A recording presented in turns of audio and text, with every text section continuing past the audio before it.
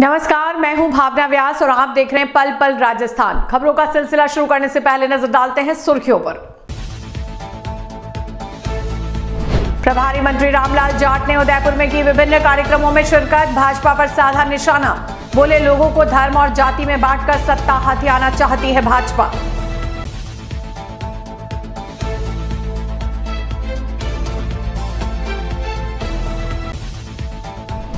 सालों से बंद पड़ी मिल में लगी भीषण आग, लकड़ियां भभकने से लिया विकराल रूप। 5 घंटे की मशक्कत के बाद पाया काबू।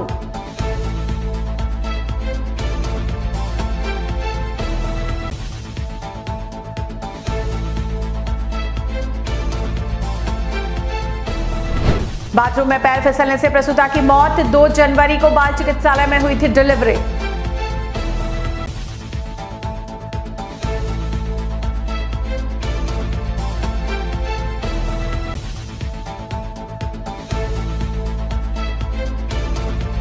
और 2 करोड़ की रिश्वत मामले में SOG additional SP Divya Mittal को अजमेर एसीबी कोर्ट ने किया पेश। 3 फरवरी तक न्यायिक अभिरक्षा में भेजने के आदेश।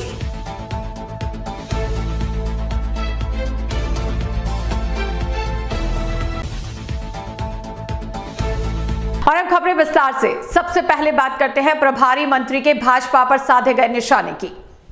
प्रभारी मंत्री रामलाल जाट 2 दिवसीय उदयपुर दौरे पर रहे। इस दौरान उन्होंने बर्ड फेस्टिवल का उद्घाटन करते हुए विभिन्न कार्यक्रमों में शिरकत की। प्रभारी मंत्री रामलाल जाट ने शुक्रवार को जिला परिषद सभागार में फ्लैगशिप योजना की बैठक ली। उसके बाद मीडिया से मुखातिब होते हुए जाट ने समीक्षा बैठक की जानकारी देते हुए भारतीय जनता पार्टी पर निशाना साधा। वहीं फ्लैगशिप योजनाओं को लागू करने को लेकर उदयपुर प्रशासन के प्रयासों की सराहना भी की है। उन्होंने कहा है कि इन योजनाओं से काफी हद तक लोगों को जोड़ा गया है ताकि गांवों में रहने वाले गरीब और निर्धन लोगों को इसका लाभ मिल सके। समीक्षा बैठक में नवाचार करते हुए योजनाओं से संबंधित परेशानियों को दूर करने को लेकर भी चर्चा की गई और सुझाव भी मांगे गए। रामलाल जाट ने भाजपा पर हमला बोलते हुए कहा कि अच्छा विपक्ष वही होता है जो अच्छी और जन कल्याणकारी योजनाओं की सराहना करे और योजनाओं की कमियों को सरकार के सामने उजागर करे ताकि योजनाओं में आने वाली कमियों और परेशानियों को दूर किया जा सके। लेकिन धरातल पर विपक्ष के पास कोई मुद्दा नहीं है। भाजपा लोगों को धर्म और जाति के नाम पर बांटकर सत्ता हथियाना चाहती है। मुझे खुशी है कहते हुए कि फ्लैगशिप योजनाओं की जो समीक्षा बैठक थी, जो मैंने पिछली मीटिंग ली और अभी की मीटिंग, जब से मैं प्रभारी मिनिस्टर बना यहाँ पे, तब से ही जो योजनाओं में धरातल पर पहुँचाने में जो उदयपुर के प्रशासन और यहाँ के जनप्रतिनिधियों ने काम किया, उसका परिणाम धीरे धीरे बढ़ रहा है। आज चाहे बिजली डिपार्टमेंट हो, थोड़ी सी समस्या है ही हमारे सामने, बाकी इंदिरा मातृत्व हो, NFS हो, फॉरेस्ट विभाग की हो या हेल्थ, चिरंजीवी मुख्यमंत्री जी का जो सपना है कि आप पहला सुख निरोगी काया आम लोगों तक पहुँचे, काफ़ी हद तक लोगों को इन योजनाओं में जोड़ा गया है। और इसका सबसे ज़्यादा बेनिफिट गाँव में दूर दराज बैठे हुए उन माता बहनें, उन भाइयों को, उन लोगों को हो रहा है। इसमें मीडिया की भी महत्वपूर्ण भूमिका रहती है। उन योजनाओं की जानकारी अखबार, टीवी के माध्यम से ऐड हो या समाचार पत्रों में अन्य विज्ञापनों के माध्यम से आती है या अन्य हमारी मीटिंगों में, तो इस मीटिंग में उन सब विषय पे, मुद्दों पे चर्चा हुई जो तमाम फ्लैगशिप की योजनाओं में, चाहे इंदिरा रसोई योजना हो, चाहे आपके अलग सरकार की ट्रैवल वेट में इंदिरा मातृ की योजना हो 8,000 रुपये देने की, उन सब योजनाओं में काफ़ी प्रोग्रेस, गति मिली है। यहाँ के जिला कलेक्टर, यहाँ के जिला CEO, यहाँ के तमाम विभाग के अधिकारी हैं। कृषि प्रसंस्करण चीज़ों में भी काफ़ी प्रोग्रेस हुई है, उन सब लोगों ने अच्छा काम किया। हमने अगली मीटिंग के लिए भी कहा कि और अच्छा और सुझाव जो योजनाओं में हमने इस बार मीटिंग अलग तरीके से की है। जो दिक्कतें आ रही है, चाहे इंग्लिश मीडियम स्कूल खोलने में दिक्कत आई हो या और अन्य योजना लाने में दिक्कत आई हो, तो आप सुझाव भी दें ताकि हम नए बजट में मुख्यमंत्री जी जो चाहते हैं कि युवाओं पर आधारित, बेरोजगारी पर आधारित तमाम उन लोगों को जोड़ें, उन सब के सुझाव भी हमने इनमें मांगे हैं ताकि अधिकारी वर्ग भी, कर्मचारी वर्ग भी ये महसूस, जो आम जनता का काम करता है वो भी ये महसूस करता है कि इस योजना में ये कठिनाई, अगर इसे बदलाव हो तो ठीक हो जाए। तो उनके सुझाव भी हमने लिए हैं। तो काफ़ी अच्छी मीटिंग हुई है और काफ़ी अच्छी प्रोग्रेस उदयपुर निवासी, चाहे शहर हो चाहे ग्रामीण एरिया, उसमें मैं आह्वान करूँगा चिरंजीवी जैसी योजना में जो कुछ बचे हुए लोग हैं वो जुड़े। हमने सीधा जोड़ने का जो फ्री में है 80% लोग जुड़ चुके हैं, कुछ 850 रुपये दे के जुड़ने वाले हैं, वो भी हमने डिफाइन करके हर पंचायत एएनएम हो, आशा सहयोगन हो, ग्राम पंचायत के सरपंच साहबान हो, उन सबको लिस्ट प्रोवाइड करवा दी ताकि वो उन लोगों को भी जोड़ सके और इस योजना से जुड़े। 1 साल जिनको हो गया उनको स्वतः ही हम वापस जोड़ने का काम कर रहे हैं ताकि प्रशासन अपने स्तर पर उन तमाम लोगों को वापस इस योजना से जोड़े। ये बहुत ही अच्छी महती योजनाएं हैं, इसका फ़ायदा आम लोगों तक पहुँचे। इसी तरह का सभी लोगों ने एक संकल्प लिया कि हम सब उन योजनाओं को घर तक पहुँचाएं।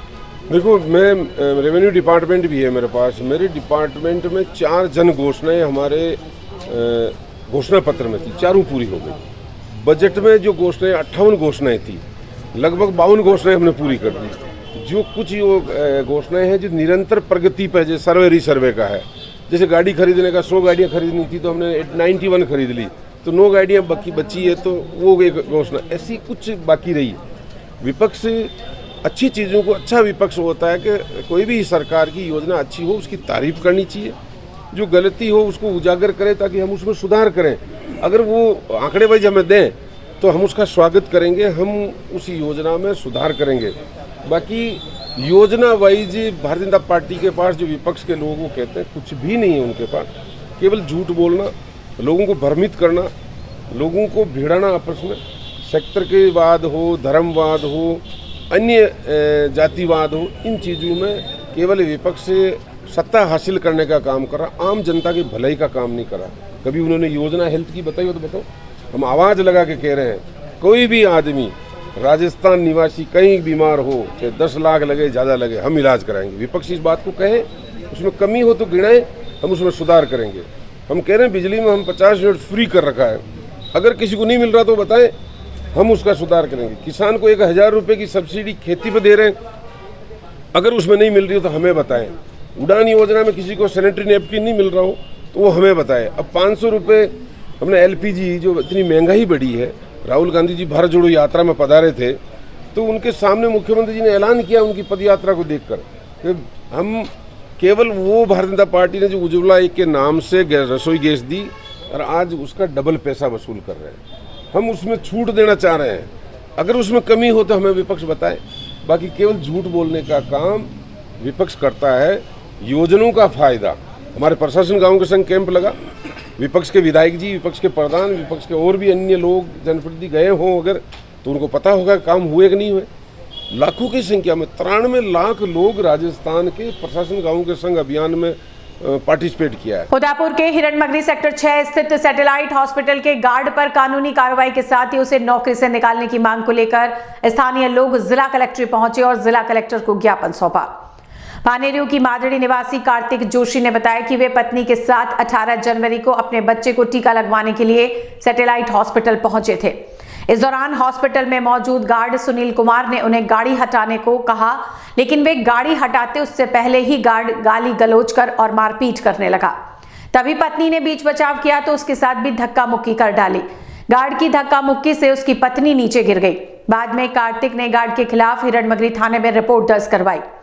जोशी का कहना है कि हॉस्पिटल में गार्ड द्वारा बदतमीजी करने के बावजूद हॉस्पिटल प्रशासन ने आरोपी का ही पक्ष लिया और उल्टा पुलिस पर भी झूठे आरोप लगाने शुरू कर दिए। हॉस्पिटल ड्रॉप करने आए थे और वहाँ पे जो गार्ड बैठा था वो बोला कि आपको यहाँ पे गाड़ी नहीं। हमने बोला कि हम तो वैसे भी जा रहे हैं यहाँ से, तो फिर बोले यहाँ से हटाओ हटाओ। तो बोले आप बताओ गाड़ी में किस साइड। बहुत सहजता से उसे पूछा गया कि आप ही बता दीजिए हमें गाड़ी कहाँ पर रखनी है। उसके बाद वो आके गाली गलौज करने लगा। फिर इन्होंने बोला आप गाली कैसे दे रहे हो, आके गला पकड़ने लग गया। फिर सेल्फ डिफेंस के लिए अगर आदमी ने पुश किया, वहाँ से उनके 4 आदमी और आ गए, मेरे हस्बैंड के साथ हाथापाई की है, नीचे गिरा के मारा। और जब मैं बीच बचाव के लिए गई मेरे हस्बैंड के लिए, उसी टाइम इन लोगों ने आके मुझे पुश किया, मेरे बेबी को पुश किया। और उस सिचुएशन में अगर मेरा बेबी गिर जाता या उसे कुछ होता या मेरे हस्बैंड को कुछ हो जाता, जान की जगह कहीं लग जाती, तो फिर उस चीज़ का कौन जिम्मेदार होता।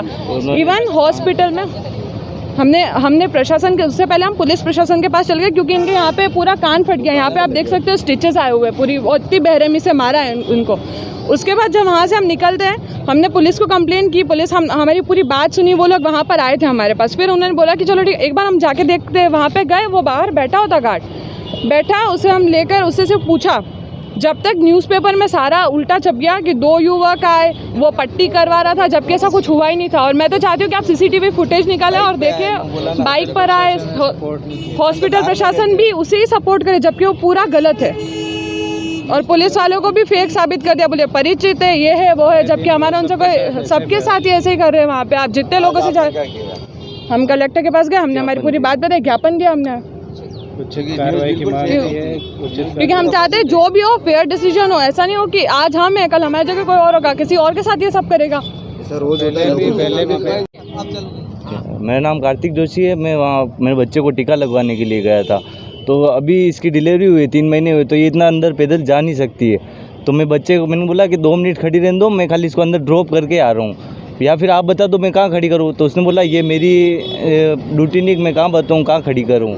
फिर मैंने बताओ, फिर मैं उतर के वहाँ गया तो उन्होंने मेरे को गाली गलौज की, हम दोनों के साथ गाली गलौज की। फिर उसने मेरी गर्दन आगे पकड़ ली, फिर हमारे बीच में हाथापाई हुई और 4-5 जन अंदर से इनके स्टाफ भी आ गया। उन्होंने पकड़ के मेरे को, यहाँ उसके हाथ में कुछ था जिसकी वजह से उन्होंने मेरे को मारा, कुछ हथियार था, बुलेट लेके बैठा हुआ था। सर पे मारने लगा, अगर सर पे लग जाता तो और यहाँ नाक पे भी, यहाँ जिम्मेदार होता। हमने कंप्लेन करी, पुलिस भी तुरंत आ गई और उन्होंने उसको थाने भी लिया है और बिठाया उसके ऊपर। तब तक उनके ऊपर से फ़ोन आने लग गए, पुलिस प्रशासन के ऊपर दबाव डालने लग गए। पुलिस प्रशासन ने उनकी सही कार्रवाई की तो भी उनके ऊपर अलग आरोप लगाने लग गए, पुलिस के ऊपर भी। 2 करोड़ की रिश्वत मांगने के आरोप में गिरफ्तार एसओजी की अतिरिक्त पुलिस अधीक्षक दिव्या मित्तल को शुक्रवार को जयपुर एसीबी द्वारा अजमेर एसीबी की कोर्ट में पेश किया गया, जहां से मित्तल को 3 फरवरी तक न्यायिक अभिरक्षा में भेजने के आदेश दिए गए हैं। जयपुर एसीबी अब इस मामले में फरार चल रहे बर्खास्त कांस्टेबल सुमित की तलाश में जुटी हुई है। कांस्टेबल की गिरफ्तारी के बाद ही एसीबी को इस पूरे मामले में अहम सुराग हाथ लग सकते हैं। 2 दिन पहले भी मित्तल और उनके सरकारी ड्राइवर को अजमेर के अनासागर झील पर लाया गया था। एसीबी ने दिव्या मित्तल द्वारा उनका मोबाइल और बैग पानी में जाने की सूचना के बाद तलाशी के लिए सर्च ऑपरेशन चलाया था। आज इस प्रकरण में श्रीमती दिव्या मित्तल दीदैन एडिशनल एसपी एसओजी अजमेर को माननीय न्यायालय में पेश किया था और 15 दिन का जेसी रिमांड मांगा था, जिस पर माननीय न्यायालय ने दिनांक 3 फरवरी 2023 तक जेसी के ऑर्डर फरमाए हैं। सर, इनका कुछ मोबाइल वगैरह कुछ बरामद हुआ है? मोबाइल अभी तक बरामद नहीं हुआ। अच्छा, जो सामान जो था इनका बैग वगैरह, वो जो भी फेंकना बताया था सामान और मोबाइल, वो नहीं मिला। तलाश करा लिया, आपके सामने किया था। ये पूरी जानकारी मेरे पास आई नहीं है, जब आएगी तो शेयर बता देंगे। आप उसमें कुछ मिलेगा भाई, कितना अमाउंट है, जो भी पूरी, अभी तो इन्वेस्टिगेशन अभी शुरू है। अच्छा, दलाल से कोई लिंकअप हुआ है?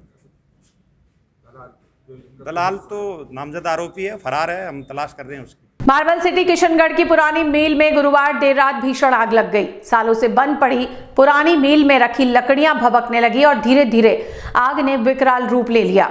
आग लगने के बाद पूरे क्षेत्र में अफरा तफरी का माहौल हो गया। पहले तो स्थानीय लोगों ने अपने स्तर पर आग बुझाने के खूब प्रयास किए, लेकिन बाद में इसकी सूचना स्थानीय अग्निशमन विभाग को दी। लोगों का आरोप है कि दमकल की गाड़ियां काफी समय से खराब पड़ी हैं और इसी वजह से 1 घंटे तक गाड़ी मौके पर नहीं पहुंची और आग लगातार फैलती रही। अग्निकांड की सूचना मिलते ही स्थानीय विधायक सुरेश टाक भी मौके पर पहुंचे और अधिकारियों से बात कर अजमेर नगर निगम से दमकल की गाड़ियां बुलाई। इस बीच मील का गेट जेसीबी ने तोड़ा। करीब 5 घंटे की कड़ी मशक्कत के बाद आग पर काबू पाया गया। सूचना मिलने पर सांसद भागीरथ चौधरी, नगर परिषद सभापति दिनेश सिंह राठौर सहित अन्य लोग मौके पर पहुंचे। फायर कर्मचारियों ने करीब 5 घंटे की मशक्कत के बाद देर रात तक आग पर काबू पाया। चित्तौड़गढ़ शहर के मोरमगरी क्षेत्र में बाथरूम में पैर फिसलने से गिरकर एक प्रसूता की मौत होने का मामला सामने आया है। हालांकि परिजन उसे जिला अस्पताल लेकर भी पहुंचे, लेकिन अस्पताल में मौजूद चिकित्सकों ने जांच के बाद उसे मृत घोषित कर दिया। जानकारी के मुताबिक इस मामले की जांच उपखंड मजिस्ट्रेट द्वारा की जाएगी। गांधीनगर चौकी प्रभारी जितेंद्र सिंह ने बताया कि 30 वर्षीय मुस्कान पत्नी चंद्रभान सिंह को गुरुवार रात जिला चिकित्सालय लाया गया, जहां जांच के बाद चिकित्सकों ने उसे मृत घोषित कर दिया। चिकित्सकों के मुताबिक मृतका के सिर पर गंभीर चोट आई थी, जिसके चलते उसकी मौत हो गई। चिकित्सकों की सूचना पर पुलिस अस्पताल पहुंची और मृतका के शव को मोर्चरी में रखवाया। जानकारी के अनुसार मृतका ने 2 जनवरी को बाल चिकित्सालय में एक बच्चे को जन्म दिया था, जिसके चलते वह शारीरिक रूप से कमजोर हो गई थी और उसे चलने में तकलीफ हो रही थी। सूचना मिलने पर संबंधित थाने से एसआई भगवान सिंह और गोकुल डांगी मौके पर पहुंचे, जिसके बाद मृतका के पीहर पक्ष के लोगों को इसकी सूचना दी गई। एसडीएम की मौजूदगी में पोस्टमार्टम करवाया गया और शव परिजनों के सुपुर्द कर दिया गया। कुचामन सिटी में लायंस क्लब के उपाध्यक्ष बाबूलाल मांधनिया के परिवार और क्लब के संयुक्त तत्वावधान में जरूरतमंदों को स्वेटर वितरित किए गए। राजकीय उच्च माध्यमिक विद्यालय भावंता के 37 जरूरतमंद छात्र छात्राओं को कड़ाके की ठंड को देखते हुए गर्म कपड़े बांटे। क्लब अध्यक्ष लायन मुकेश डालुका ने बताया कि लायन क्लब इंटरनेशनल के डिस्ट्रिक्ट के महत्वपूर्ण प्रोजेक्ट गांव चले सेवा करें कार्यक्रम के तहत लायंस क्लब कुचामन के सदस्य भावंता के राजकीय उच्च माध्यमिक विद्यालय पहुंचे और जरूरतमंद बच्चों को स्वेटर और मिठाइयां बांटी। विद्यालय प्रिंसिपल सुनील तिवारी ने लायंस क्लब कुचामन का इस सेवा कार्य के लिए धन्यवाद दिया। लायन हेमराज पारीक ने बच्चों को कहा कि आप सभी देश का भविष्य हैं। हर आवश्यक मदद के लिए लायंस क्लब सदैव आपके साथ है।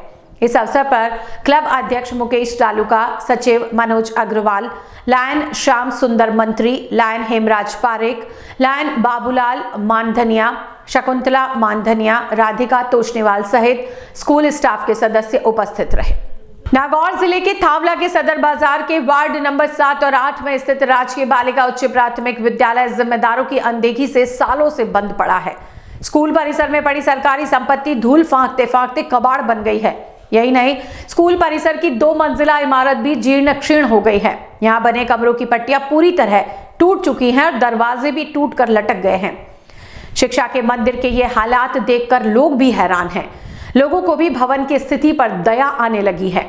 कई सालों बाद जिम्मेदारों को इस स्कूल की याद आई और अब यहां पड़े सामान को बाहर निकालकर राजकीय बालिका उच्च माध्यमिक विद्यालय में पहुंचाया गया। लंबे समय बाद स्कूल प्रशासन ने स्कूल के बाहर एक बोर्ड लगाया है जिसमें आम जन को स्कूल से दूर रहने की चेतावनी दी गई है। ये आप अच्छी तरह से चेतावनी को पढ़िए। चेतावनी देके विभाग ने अपनी इतिश्री कायम करी। कभी ये भवन गुलजार हुआ करता था, आज ये वीरान नजर आता है। वर्ष 1982 में मैं खुद भी इसी स्कूल में पढ़ा हूँ और मेरे से पहले भी कई पीढ़ियाँ यहाँ पढ़ चुकी है। अब सरकारी लापरवाही कहिए, विभाग की लापरवाही कहिए, मोहल्ले के बीचों बीच स्थित इस स्कूल को अन्यत्र यहाँ से 1 किलोमीटर दूर स्थानांतरित कर दिया गया, जबकि मोहल्ले वासियों की या किसी की कोई राय नहीं ली गई। यह भवन देख रेख के अभाव में खंडर हो चुका है। पिछले वर्ष भी इसकी कुछ पट्टियाँ टूट के नीचे गिर चुकी है। ये गनीमत रही कि किसी प्रकार की जनहानि नहीं हुई। अब बीते दिवस यहाँ से स्कूल विभाग ने, यहाँ के कर्मचारियों ने यहाँ से पूरा जो सामान था वो भी यहाँ से निकाल के ले गए और स्कूल भवन को राम भरोसे मोहल्ले वासियों को मरने के लिए छोड़ के चले गए। अब यहाँ पर आने जाने वाले को भी जोखिम है। जगह जगह से ये खंडर होता नज़र आ रहा है, गिरने की कगार पर है। विभाग पहले भी कई बार मीडिया में खबरें आ चुकी है, आज और आ रही है, लेकिन विभाग के कान में कभी जूं रहेगी न कोई रहेगी। जरूर विभाग किसी बड़ी दुर्घटना का इंतजार कर रहा है। शिक्षा विभाग, जो माध्यमिक शिक्षा विभाग के अंतर्गत ये भवन है, न तो इस भवन के लिए कोई मेंटेनेंस राशि जारी कर चुक रहा है, न इसके देखरेख के लिए कोई व्यवस्था है। मोहल्ले के बीचों बीच है, करोड़ों की यह संपत्ति धूल खा रही है और विभाग मौन आंखें बंद किए हुए बैठा है। जरूर किसी न किसी दुर्घटना का इंतजार कर रहा है। मावली कस्बे में शुक्रवार को आंगनबाड़ी कर्मचारी संघ ने वेतन वृद्धि की मांग को लेकर मुख्यमंत्री अशोक गहलोत के नाम तहसीलदार पर्वत सिंह को ज्ञापन सौंपा है। ब्लॉक अध्यक्ष रेखा बड़गुर्जर ने बताया कि आंगनबाड़ी कर्मचारियों की वेतन वृद्धि की मांग और कर्मचारियों को स्थायी करने की मांग को लेकर मावली गांव के गौतम आश्रम से मुख्य चौराहा तहसील रोड होते हुए सभी महिला कार्यकर्ताओं ने एक रैली निकाली। संघ की अध्यक्ष मीना वैष्णव ने कहा कि इस महंगाई के दौर में कम वेतन में आंगनबाड़ी में कार्यरत महिलाएं अपने अपने परिवार का गुजर बसर कैसे करें। इस दौरान राजस्थान शिक्षक संघ अंबेडकर के प्रदेश महामंत्री सुरेश कुमार देशबंधु, संतोष सालवी, जमुना गोस्वामी, अनीता आमेटा, टेलर अनीता चौहान और कौशल्या सेन सहित कई महिला कार्यकर्ता उपस्थित थे। इसीलिए इकट्ठा हुई हैं। हमें आंदोलन करना इसीलिए वो लग रहा है कि हमको जरूरी लग रहा है कि अब आंगनवाड़ी में वर्कर को बिल्कुल कम से कम वेतन एक मजदूर लेबर वर्ग से भी कम दिया जा रहा है। हमको यह है कि आंगनवाड़ी का वेतन भी बढ़ाएं और हमारा घर का भरण पोषण भी अच्छा चल सके। सरकार से यही निवेदन है कि हमें परमानेंट करें। ज्यादा से ज्यादा हम लोग इसी संख्या में हम जयपुर तक भी गए हैं और हम लोग यहाँ भी कर रहे हैं कि इसी संख्या में हम आगे भी जाएंगे और अब आंगनवाड़ी आज लास्ट है और बंद हो जाएगी। अभी नहीं अर्जेंट करो, हमको परमानेंट करो, अभी नहीं अर्जेंट करो, हमको परमानेंट करो, नारी शक्ति जिंदाबाद, नारी शक्ति जिंदाबाद। बोलना मत बीच में। यस, मैं सरकार से निवेदन करना चाहती हूँ कि वो हमें वेतन वृद्धि दे, मानदेय जैसे मानदेय से हमारा और हमारे बच्चों का और हमारे परिवारों का कोई गुजारा नहीं चलता है। ये सरकार ही जानती है कि एक मजदूर वर्ग को भी कम से कम अच्छा वेतन दिया, मानदेय दिया जाता है और हम उससे भी कम है। और हम सरकार से गुजारिश करना चाहते हैं कि वो जल्दी से जल्दी हमें परमानेंट करे, नहीं तो हम आंगनवाड़ी बंद कर देंगे। सन 1975 से आंगनवाड़ियाँ चला रखी है सरकार ने। बिल्कुल कम मानदेय में हम काम कर रहे हैं, वो भी 2 में आता है। बारी बारी से आने से हमें पता ही नहीं चलता है कि मानदेय कितना आ रहा है, कैसे आ रहा है, कुछ पता नहीं चलता है। 1975 से चलने के बाद भी सरकार का ध्यान अभी तक हमारी ओर नहीं है। सरकार क्यों नहीं हमारे 2 घंटे का समय और बढ़ा दे और हमें नियमित कर दे और स्थायी करे और हमें वेतन वृद्धि दे। मैं सरकार से यही चाहती हूँ कि वो हमें नियमित कर दे।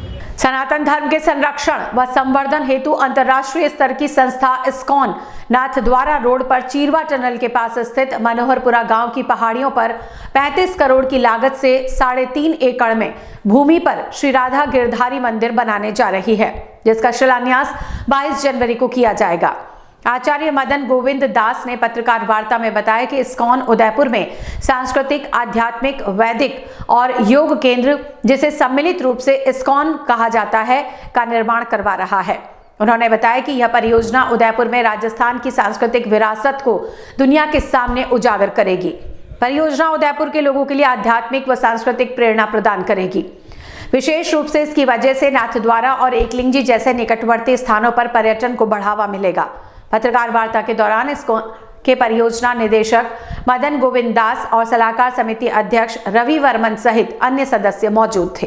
हमारे संस्थापक आचार्य श्रील प्रभुपाद जी के आशीर्वाद से उदयपुर में भी हम इस्कॉन का एक नया भव्य मंदिर लाने का प्रयास कर रहे हैं और इस योजना के तहत हमारा 22 तारीख को शिलान्यास का कार्यक्रम है, जिसमें कई जगहों से कई हमारे जो इस्कॉन के जो सीनियर वैष्णव हैं, लीडर्स हैं, वो भी उपस्थित रहेंगे। उदयपुर के भी काफ़ी जाने माने लोग उपस्थित रहेंगे। उन सबकी उपस्थिति में कार्यक्रम प्रारंभ जो है यज्ञ से शुरू होगा। 10 बजे के आसपास 11:30 बजे पूर्ण होती है। उसके बाद नींव पूजन किया जाएगा। उसके बाद आशीर्वचन जितने भी हमारे भक्त पधारेंगे उनके द्वारा, और उसके बाद जो है सांस्कृतिक कार्यक्रम है, और उसके बाद सबके लिए प्रसादों की व्यवस्था रहेगी। तो हम सबसे आग्रह करते हैं कि आप जो है इस ऐतिहासिक घड़ी में आकर इसका हिस्सा बने और आशीर्वाद प्रदान करें, ताकि कार्यक्रम अपने समय अनुसार जो हमारा संकल्प है उसके अनुसार संपन्न हो पाए। कितने एकड़ में बन रहा है? ये टेम्पल जो है करीबन 3.5 एकड़ में बनेगा, और इसके जो आर्किटेक्ट हैं हमारे बहुत जाने पहचाने सुनील लड्डा जी हैं। बहुत सुंदर वृंदावन जो 12 गार्डन है उसके आधार पर उन्होंने इसका डिज़ाइन तैयार किया है। तो यहाँ से आना चाह रहे हैं, उनके लिए क्या व्यवस्था रहेगी? हम जो है 2 बसेस चलाएंगे। एक हमारा जो मंदिर है आयाड़ में श्री जगन्नाथ जी का मंदिर, एक बस वहाँ से चलेगी, और एक बस जो है सेलिब्रेशन मॉल के सामने चलाएंगे सुबह 9 बजे। तो जो इसका लाभ उठाना चाहते हैं लाभ उठा सकते हैं। बादसोड़ा कस्बे में शुक्रवार को भगवान सावरिया सेठ की राजभोग की आरती के पश्चात दान पात्र खोला गया। इस दौरान मंदिर कमेटी के अध्यक्ष गोपाल सिंह तंवर सहित कमेटी के अन्य सदस्य भी मौजूद रहे, जिन्होंने दान पात्र से निकली राशि की गणना की। गणना करने पर दान पात्र से 2,17,754 रुपए की नगद राशि के साथ ही 4 नोट, विदेशी नोट भी भंडारे से प्राप्त हुए। इस मौके पर मंदिर के पुजारी शंभुदास वैष्णव, मांगीलाल शर्मा, इंदरमल शर्मा, रमेश चंद्र अग्रवाल और महेंद्र ट्रेलर सहित कमेटी के अन्य सदस्य मौजूद थे। सीकर जिले के लोसल में राजस्थान सरकार की मंत्री और सीकर की जिला प्रभारी शकुंतला रावत ने धोद विधानसभा क्षेत्र का दौरा किया। रावत के पहुंचने पर डीडवाना रोड स्थित एक गार्डन में कार्यक्रम आयोजित किया गया, जिसमें राज्य मंत्री और यात्रा प्रभारी अर्जुन कुमार, विभाग के शासन सचिव दिनेश कुमार, जिला अध्यक्ष सुनीता गठाला, नगर कांग्रेस अध्यक्ष इस्माइल नागौरी और पालिका अध्यक्ष समू बानो मौजूद रहे। धोद पहुंचने पर शकुंतला रावत का चुंदड़ी उड़ाकर और माला पहनाकर स्वागत किया। रावत ने भाजपा पर हमला करते हुए कहा कि गहलोत सरकार ने हर काम प्रदेश के आमजन और गरीब के हित में किए हैं। रावत ने सरकारी योजनाओं का बखान करते हुए कहा कि राजस्थान सरकार की स्वास्थ्य से जुड़ी चिरंजीवी योजना, इंदिरा रसोई, ओल्ड पेंशन और विधवा पेंशन सहित कई योजनाएं प्रदेश के आमजन के लिए लाभकारी साबित हुई हैं। रावत ने कहा कि केंद्र की भाजपा सरकार ने अपने कार्यकाल में सिर्फ जनता को धर्म के नाम पर लड़ाने का काम किया है, लेकिन राजस्थान की कांग्रेस सरकार ने किसान हित में कई योजनाएं शुरू कर किसानों को लाभ के साथ ही उनका अधिकार भी दिलाया है। इस मौके पर जिलाध्यक्ष गठाला ने भी भाजपा को जुमलों की सरकार बताते हुए कहा कि गहलोत सरकार ने जो काम किए हैं वो काम किसी और सरकार ने आज तक नहीं किए हैं। ये और विधानसभा है और कौशल है जगह, वहाँ पर हाथ से हाथ जोड़ने वाली जो ये हमारी अभियान चल रहा है, हमारे पूर्व राष्ट्रीय अध्यक्ष सम्मान्य राहुल गांधी जी और खड़गे साहब और राजस्थान के प्रदेश अध्यक्ष सम्मान्य गोविंद सिंह डोटासरा जी, ये पूरा राजस्थान में अभी हाथ से हाथ जोड़ने का अभियान है, क्योंकि राजस्थान सरकार की जो विकास के पथ पर अग्रसर है कि राजस्थान सरकार के मुख्यमंत्री सम्माननीय अशोक गहलोत जी की जो एक एक योजना है, ऐसी योजना है जो कि हर गांव, हर ढानी, हर गली मोहल्ले में आप देखिए कि नरेगा योजना चली तो उन्होंने नगर पालिका में क्षेत्र में भी नरेगा योजना को चालू कर दिया शहरी योजना के नाम से, जिससे कि शहर में रहने वाला व्यक्ति भी अपनी मजदूरी करके अपना पेट पालन कर सके, अपने परिवार का पालन पोषण कर सके। और इस तरह से उड़ान योजना एक जो कि एक संकोच करती थी ग्रामीण क्षेत्र में महिलाएं, उनके लिए भी व्यवस्था करी तो राजस्थान के मुख्यमंत्री सम्मान्य अशोक गहलोत जी ने बेटियों के लिए बनाई। और जो भी स्कूल जो ग्रामीण क्षेत्र में 10वीं तक जो भी जहाँ भी पूरे राजस्थान में स्कूलें थी सबको एक साथ 12वीं कर दिया। और ग्रामीण क्षेत्र में भी जो बच्चे प्राइवेट स्कूल में जाते हैं तो गांव के व्यक्ति के मन में ये नहीं आया कि मेरा बेटा बेटी इंग्लिश मीडियम स्कूल में नहीं जा रहा है, उसके लिए भी महात्मा गांधी इंग्लिश मीडियम स्कूलें खोलने का काम किया। तो राजस्थान सरकार के मुख्यमंत्री महोदय की ऐसी जो सोच है, एक उनका जो उद्देश्य है कि धर्म ही सेवा ही मेरा धर्म है, सेवा ही मेरा कर्म है। चिरंजीवी योजना है जिसमें कि दुर्घटना में 5 लाख का बीमा मिलता है, उनको ट्रीटमेंट फ्री होता है, किडनी ट्रांसप्लांट, न्यूरोपोन है, कोक्लियर इम्प्लांट जैसे बड़े बड़े मशीनें लगाई जाती हैं चिरंजीवी योजना में। और जो कोरोना में जिनके माँ बाप की डेथ हो जाती है उनको 2500 रुपये महीना बच्चों को पालनहार योजना में पेंशन देने की व्यवस्था करी है। बेटी 18 साल की होती है तो तुरंत प्रभाव से 5 लाख रुपए उनके खाते में डालने का काम किया है। और किसान मित्र योजना है जिसमें कि 1000 रुपये किसान के बिल के पर मंथ कम होते, लाखों किसानों का जीरो बिल आ रहा है।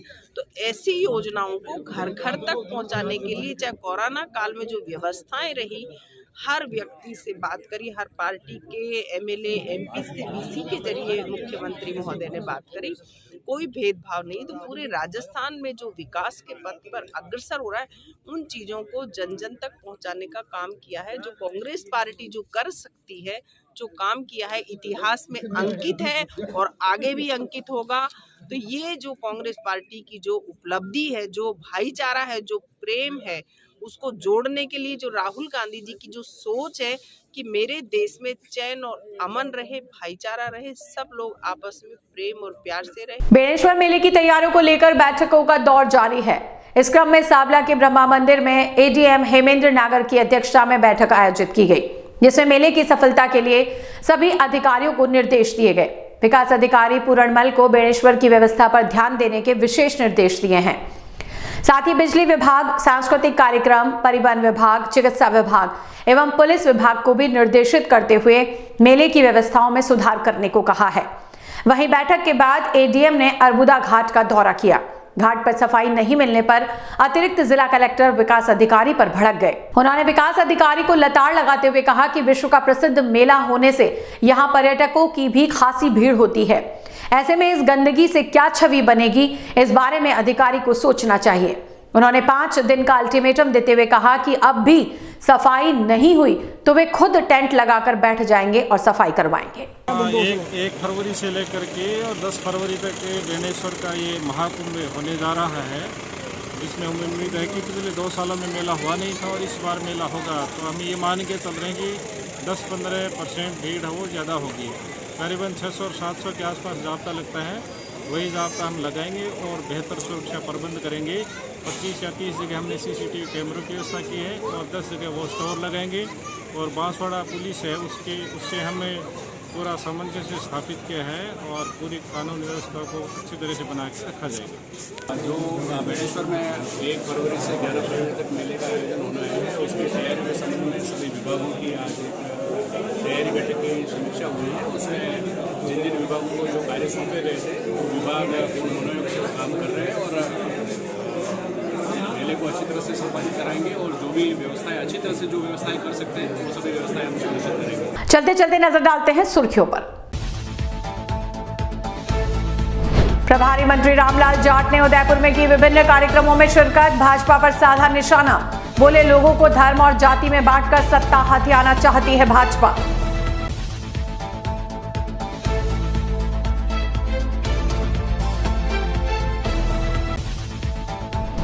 सालों से बंद पड़ी मिल में लगी भीषण आग, लकड़ियां भभकने से लिया विकराल रूप, 5 घंटे की मशक्कत के बाद पाया काबू।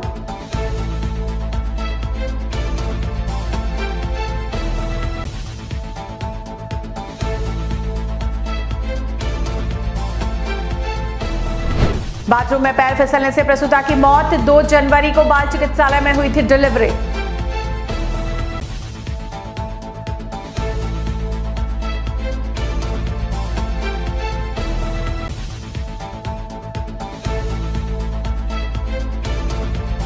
और 2 करोड़ की रिश्वत मामले में SOG additional SP Divya Mittal को अजमेर एसीबी कोर्ट ने किया पेश, 3 फरवरी तक न्यायिक अभिरक्षा में भेजने के आदेश।